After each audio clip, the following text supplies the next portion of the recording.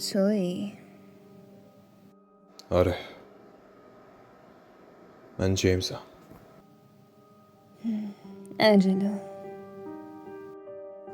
انجلو. اوکی. ببین، مطمئن نیستم که میخوای چی کار کنی، ولی همیشه راه دیگه هم هست. واقعا؟ خب تهش که چی؟ اینکه بخوای فرار کنی خیلی آسان تره. شاید اصلا لیاقتمون همینه. ما؟ من، تو، ما هممون عین همین. من مثل تو نیستم.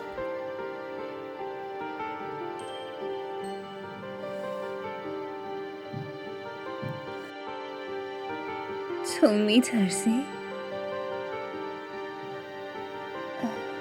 ببخشید.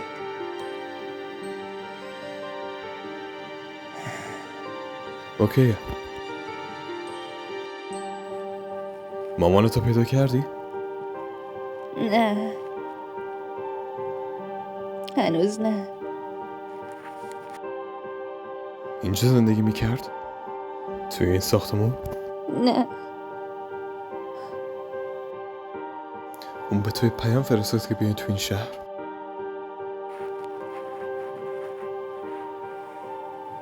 چی گفتی؟ تو از کجا میدونی؟ چون من فکر کردم که برای همین اومدی اینجا. چطوری دیگه میتونستم بدونم؟ آره.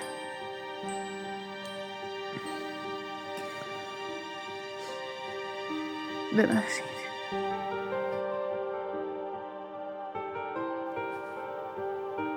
راستی تو اونی که دنبالش بودی و پیدا کردی؟ هنوز نه.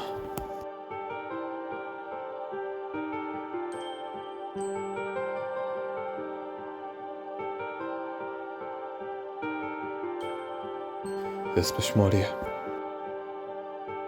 همسرمه. متاسفم. ایرادی نداره. نمیدونم چرا فکر میکنم اینجاست. اون 3 سال پیش مرد.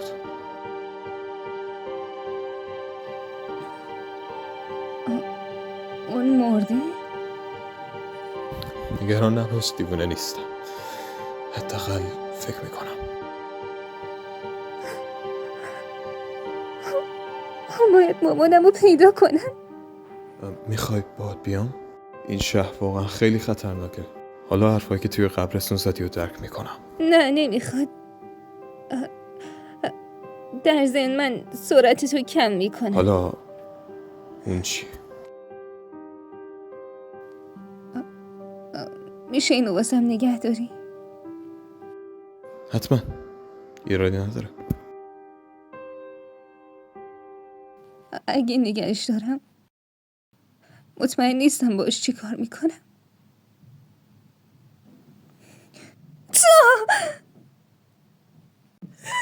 نه، من متاسفم.